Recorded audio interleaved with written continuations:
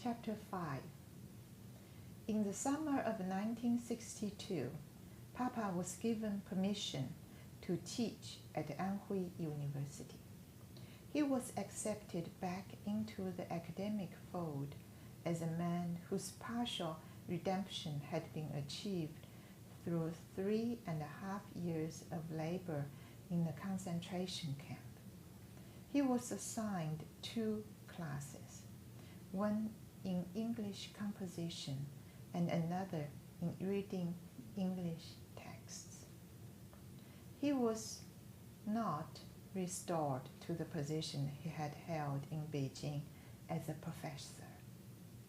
He was classified as a temporary employee, and his contract was reviewed every 3 months. He remained politically suspect, and he still wore 2 caps or labels.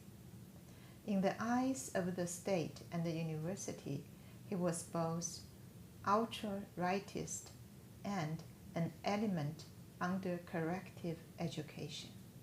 His salary of 60 yuan per month was less than 1/3 his previous pay. He was not granted fringe benefits such as medical care or use of the university pharmacy. I was enrolled in the child care center that autumn, and my brother was enrolled in the 1st grade at Meishanlu Elementary School. Shortly before classes began, Papa's stepmother moved in with us. She had lived with Mama and Papa previously in Beijing. She shared the small bedroom with my brother and me. Papa was a wonderful lecturer. Students and teachers from Anhui University and nearby universities came to his classes. His lecture room filled early, and eager students spilled into the hallway. Others gathered to listen outside the windows. Some students began writing notes telling him how much they enjoyed his lectures and how he opened their minds to the wonders of literature. Papa destroyed the notes and warned the students never to write to him because it could get them all in trouble.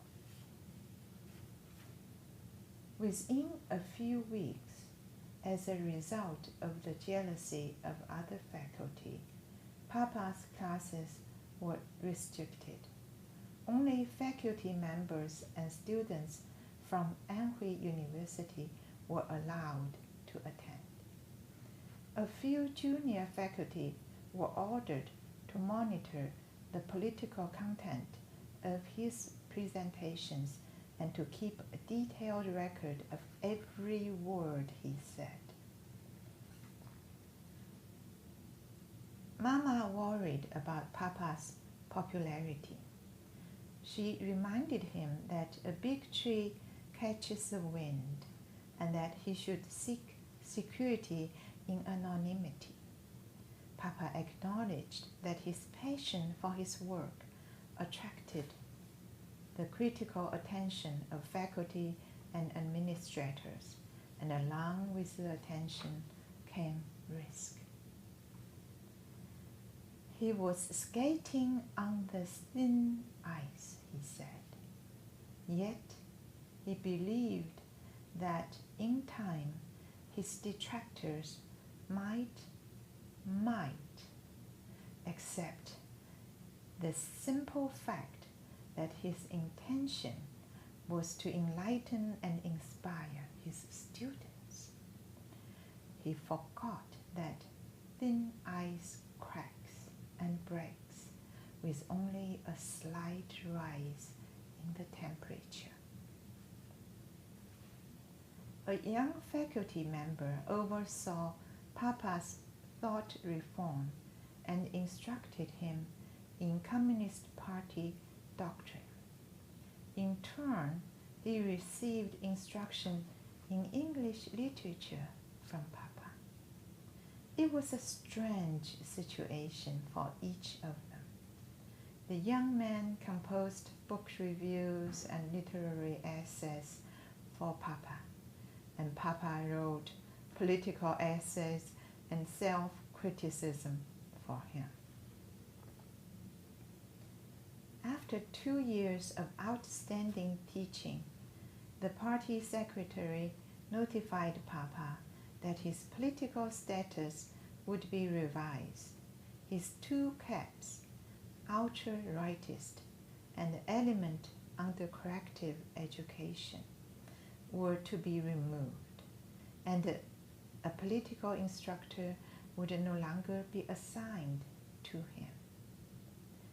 On July 4, 1964, the 3rd anniversary of his return from the concentration camp, Papa was officially decapped, and he was returned to the ranks of the people.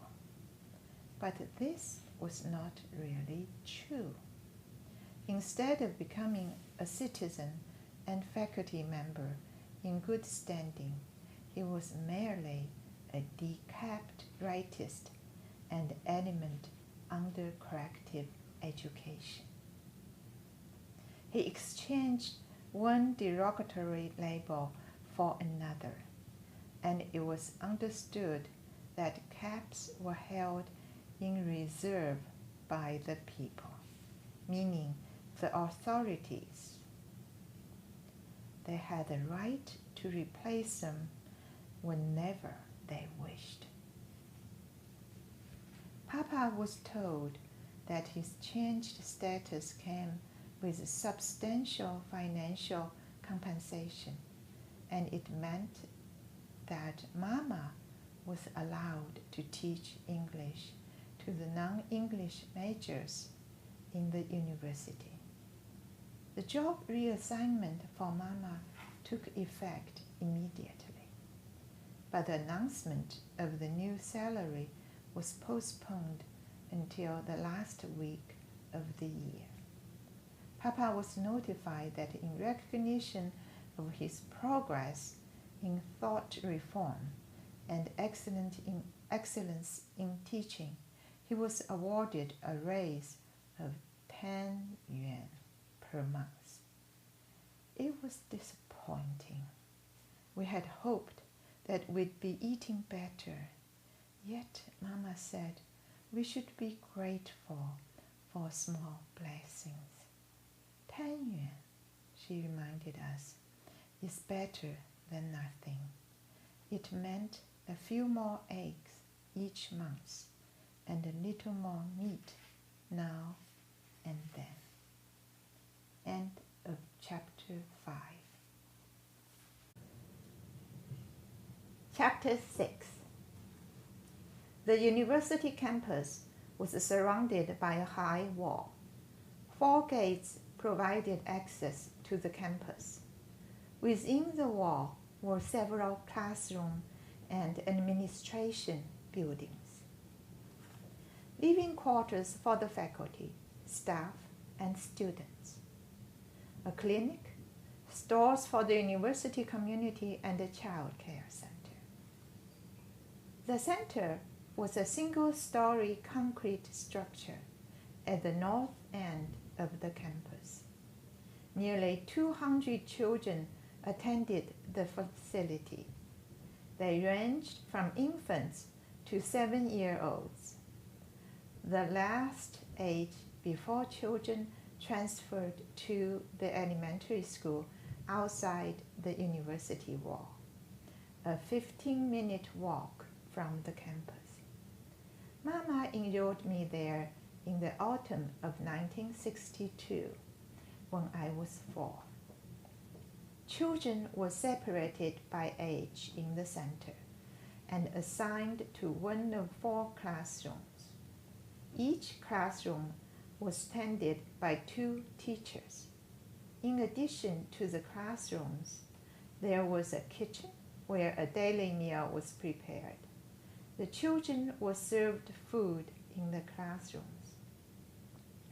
The teachers and supervisors were all women. The only man in the building was a cook, whom we called Uncle Liu. Our day was devoted primarily to simple academic exercises, learning to read and write Chinese characters, basic math problems, drawing, and crafts such as paper folding. Part of each day was also allotted to organized games on the playground. The children 3 and under played tag or amused themselves on the slide or merry-go-round, or dug and built in the sand pit. The children aged 4 to 7 played Chinese jump rope, which required improvisation. Since we had no real rope, children brought rubber bands to school and wove them into a single thick line that served as our rope. Whenever our rubber rope frayed and broke, we wove it together again with newer rubber bands. I learned to chant and count on the playground and gradually became adept at skipping over the rubber line. Soon I could skip over it without actually seeing it, by merely watching the movement of children in front of me. We learned to jump in unison and avoid getting out of step and being snagged. The play seemed nothing more than an enjoyable diversion at first. Yet, in time, I found that our game was an ideal preparation for what was expected of us in this world of socialist uniformity into which we had been born. When I was enrolled in the center, I had 3 problems. First, I spoke with a distinct Tianjin accent.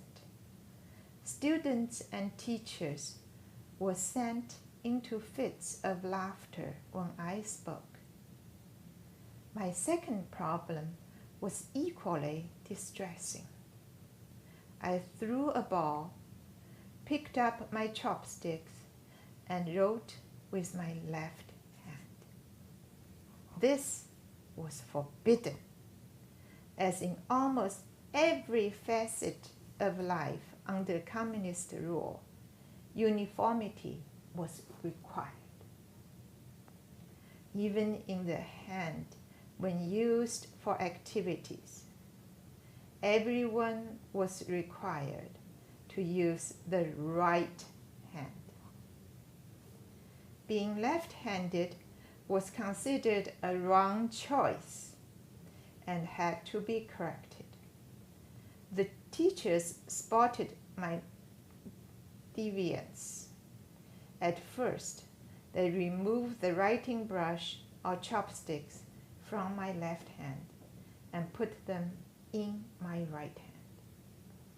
But invariably, I returned them to my left hand. They started slapping my hand. "Stop that, Wu Yimao!" The teachers snapped over my shoulder. "Why can't you learn? Why can't you be like everyone else?" Finally, in their exasperation, the teachers assigned another girl, Qin Xiaolan, to sit beside me and watch during lunch or writing exercises. When I tried to use my left hand, she whispered, "You're doing it again, Mama. You're doing it again." She was patient and persistent, and gradually, with her reminders, I developed facility with my right hand. But I was never very good at calligraphy, and I have difficulty to this day manipulating chopsticks with my right hand. My third problem could not be corrected. I was from a black family. Children from black families, those accused of rightist or reformist or anti-revolutionary leanings, bore the guilt of their parents. We were quarantined in our own peculiar circles.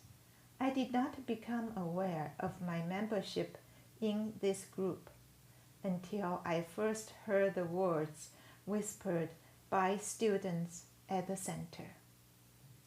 The teachers knew my family background and carefully steered me into the circles of children from other black families. We understood we were bad seeds. Being from a black family was like carrying a contagious disease that could contaminate others through social or physical contact. Children of red families, those of party members and high-ranking university officials, formed their own closed group. They sat next to each other in classes, played together on the playground, ate together during lunch, and walked back and forth to the center together. Xiaolan was assigned to help me, not simply because she was a diligent student, but because she was from a black family, and it was deemed acceptable for her to have a close association with me.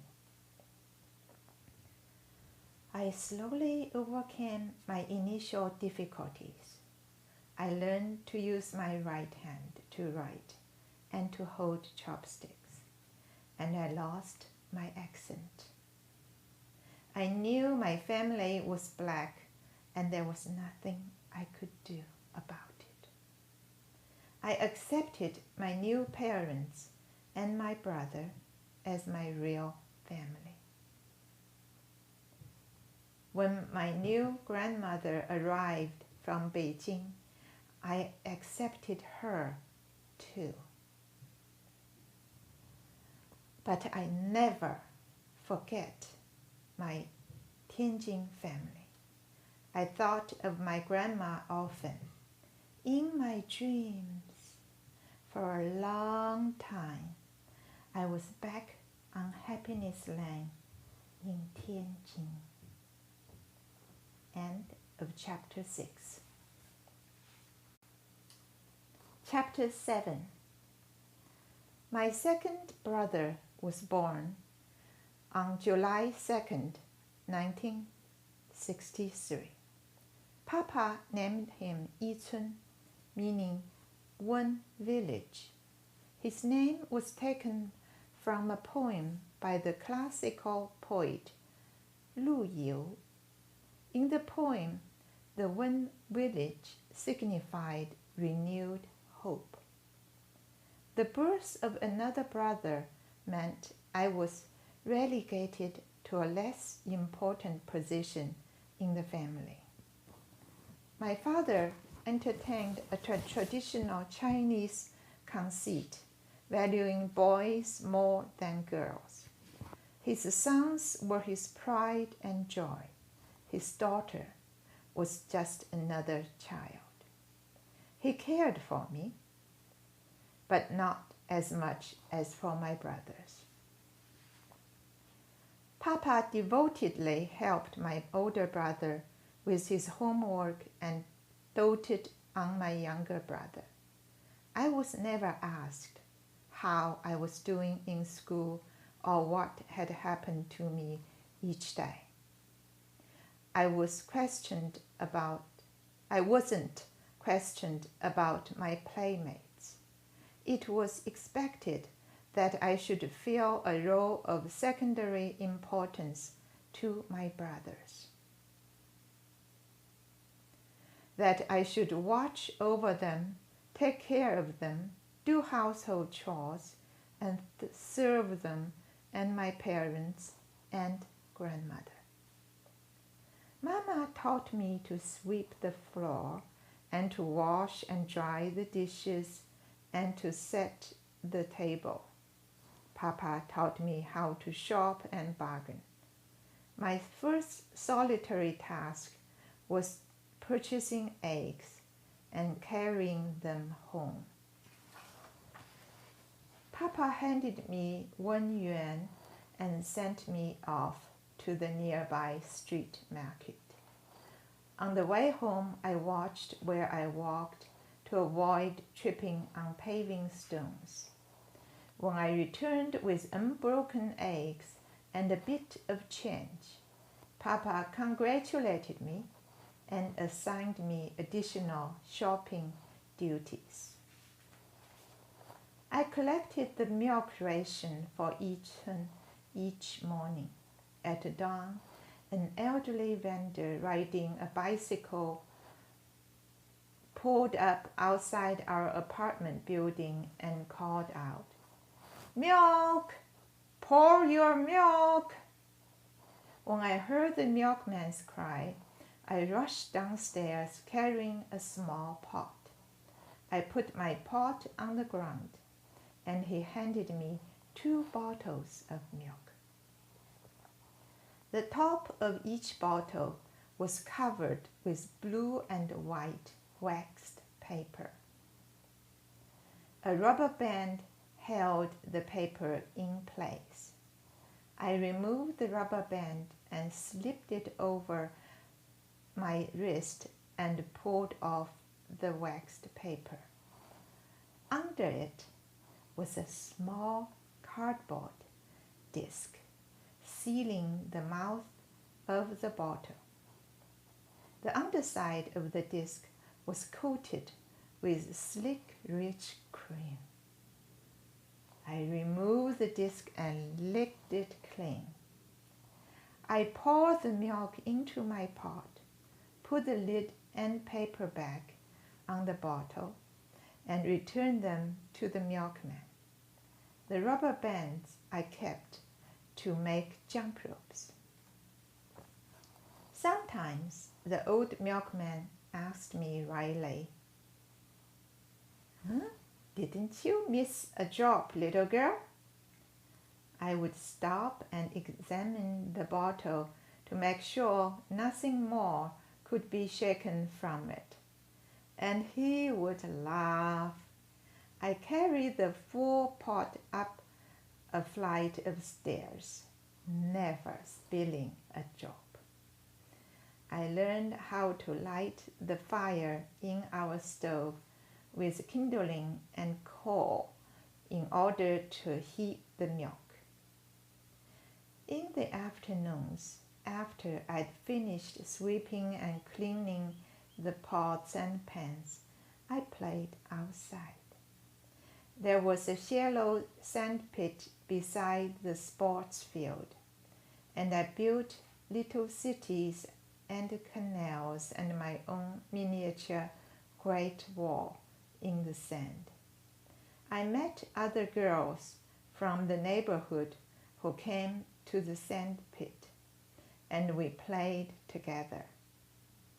We talked about our parents and our brothers, and I discovered they had lives like mine. The same inattention and expectations, the same duties and the same diminished status relative to our brothers. We became friends. When I returned home from the child care center, I sometimes saw grandmother outside watering or weeding a small vegetable garden of tomatoes, beans, and turnips that she had planted between the apartment buildings. I recognized her because of the way she walked. Her movements were very slow. Her feet had been bound when she was a child. This was a traditional Chinese practice of breaking and tightly wrapping a girl's feet in cotton bandages in order to keep them as small as possible. As a consequence, she hobbled around the garden with a peculiar rolling gait. One evening, when she was washing her little feet, I noticed she had 6 toes on her left foot. "Grandmother, why do you have 6 toes?" I asked her. I stared at her remarkable foot. "It means good luck," she told me. I examined my own feet and found only 5 toes. I felt along the edge of one foot to see if I might sprout another toe when I grew older, but I found nothing. I concluded I was not lucky. I asked Papa about it. "Oh, it's an old superstition," he told me. "It means nothing, Mama, nothing at all." I remembered the phrase and again asked Grandma about it. "I know it means good luck," she insisted.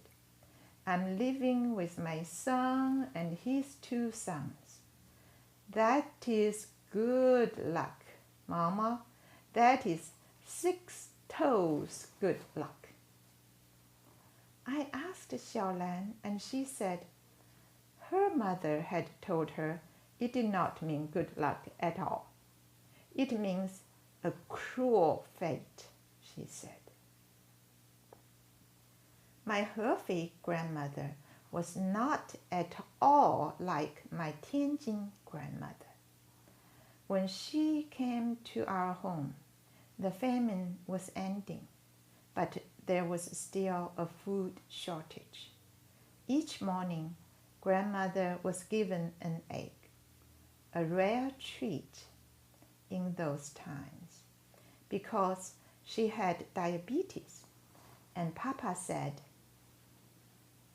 it was essential for her health. After warming the milk for my brother, I fried 1 egg for grandmother. This stood the world as I had known it in Tianjin on its head. There, Grandma had been my protector and had denied herself food in order to feed me. My mouth watered as I watched grandmother eat.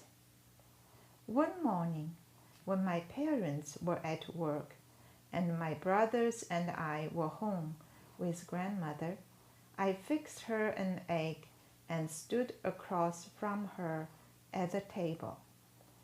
Instead of eating it, she caught my brother eating. She asked him to sit beside her, and then she cut her eggs into small pieces and fed them to him while I watched. I could almost taste the egg.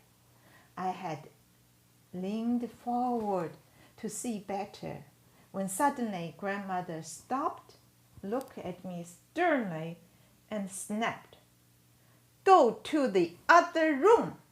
This is not for girls." It was unfair. But I learned that the best food, the best everything, in our household and others like it was for the boys first and for the girls last. End of Chapter 7. Chapter 8. 4 days after Papa's decapping, on July 8, 1964, we received a telegram from second uncle in Tianjin. It read, "Mother sick, come now, hurry, bring Mao Mao." I was excited by this unexpected chance to see Mama for the first time since I returned to Hefei. I had asked often if I might visit Grandma or she might visit us. Mama responded by telling me how expensive such a trip was, costing nearly a month's salary for a single ticket, and how difficult it was for Grandma to make a long journey at her age.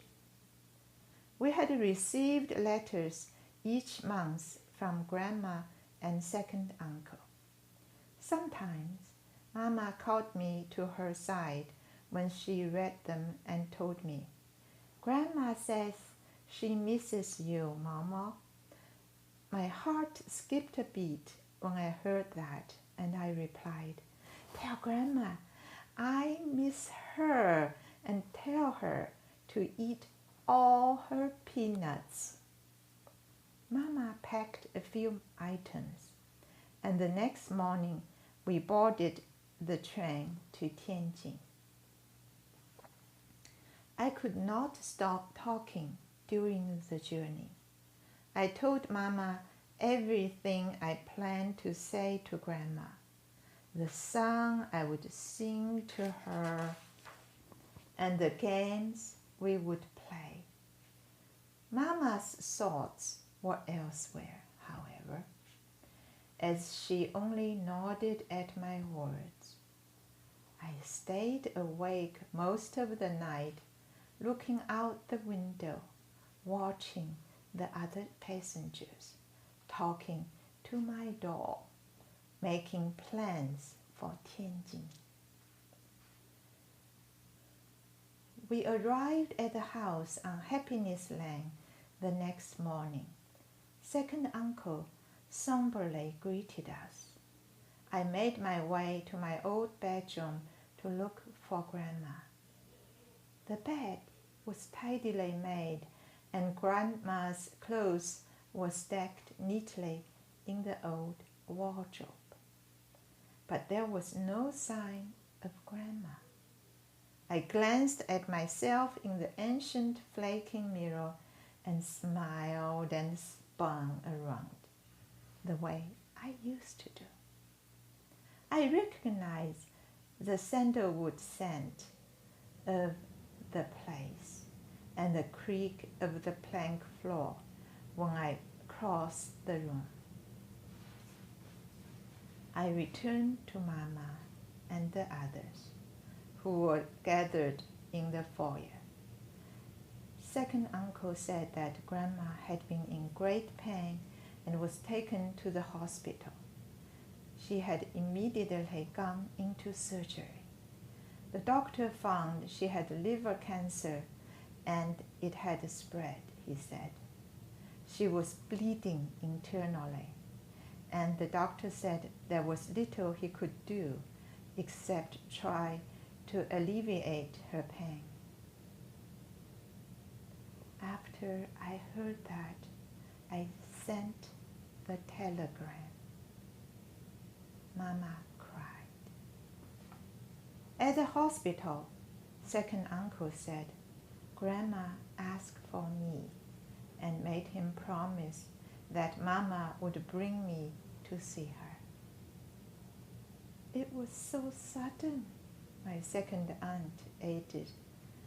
She was sitting talking with us, feeling fine. She was telling funny stories about Mao Mao, and just an hour later, she was in such pain.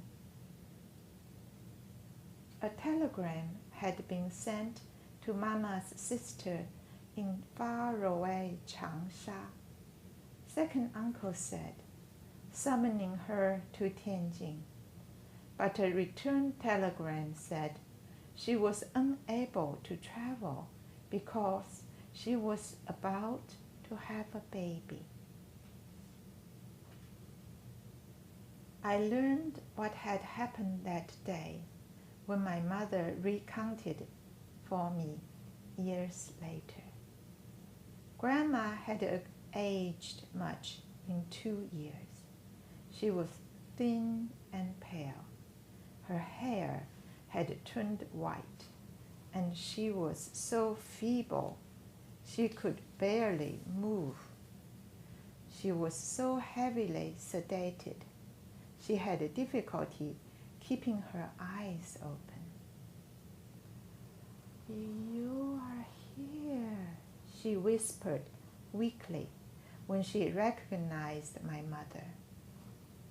"Where is Mama?" Mama held her hand and told her I was at home, exhausted after the long train ride. "She's asleep in your bed, Mother," Mama said, her voice breaking. "I want to see her," Grandma said. "I'll bring her tomorrow," Mama promised. "And how is she? Does she miss Grandma?" "She cries for you every night." "Does she have enough to eat?" "Oh yes, Mother, she does. She has grown. She's healthy." Mama shared the news of Papa's restoration as a teacher. Grandma was relieved. Mama said that her sister could not come from Changsha because she had given birth to a big, healthy baby boy. Grandma smiled. The day was hot and humid. The hospital had no air conditioning or electric fans. A nurse suggested that Mama buy ice for her mother in a nearby market. Mama left for a short time and brought back a big bowl of chipped ice. She held each piece of ice to Grandma's lips and touched it to her forehead and her arms. Mama stayed with Grandma all afternoon and evening, returning to the street 2 more times for ice. At about 4 in the morning, second uncle arrived and took Mama's place at Grandma's side. I was up before anyone else that morning. I dressed up and brushed my hair and washed my face and waited for Mama to get up. Second uncle came in the door. His eyes were swollen and red. He noticed me sitting with my doll in the early morning light. He passed us without saying a word and hurried to the room where Mama was sleeping. There was a brief exchange and suddenly Mama screamed, "No, no, no!" Others in the house awakened, and before long there was crying from every room. I found Mama slumped on the edge of the bed, holding her head in her hand, sobbing. "Can we see Grandma now?" I asked. "No," Mama said.